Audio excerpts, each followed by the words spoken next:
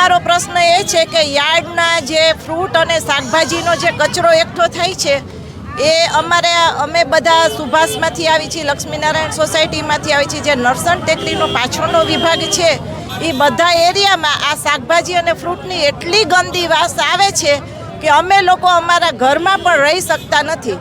અમે લોકો અમારા ઘરના બારી બારણા પણ ખોલી શકતા નથી, એટલી ભયંકર વાસ આવે છે.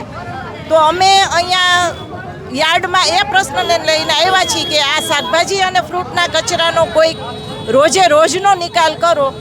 આ લોકો 4 થી 5 દિવસે કચરાનો નિકાલ કરે છે, એટલે અમે લોકો રહેણાંક વિસ્તારમાં રહી શકતા નથી. એટલે અમે બધા સામૂહિક ફરિયાદ લઈને આવ્યા છીએ કે અમારા આ કચરાનો રોજે રોજનો નિકાલ કરી અને અમને વાસ મુક્ત કરો. એમને શું જવાબ આપ્યો? એ લોકોએ કીધું છે કે અત્યારે તો અમે ટ્રાય કરીએ છીએ, બધા કાગળિયા ચાલુ છે, અને કે અમે કચરા તો નિકાલ થાય છે પણ નગરપાલિકાવાળા ટ્રેક્ટર ખાલી નથી કરતા.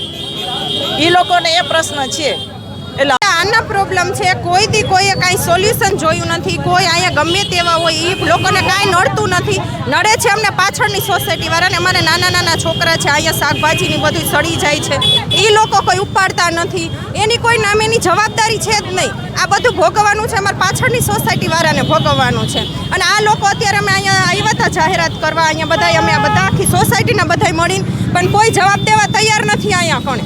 એ બધા એમ કહે છે કે નગરપાલિકા અમને કચરો ઠલવવા દેતી નથી એમ. તો અમે કચરો નાખી ક્યાં એમ?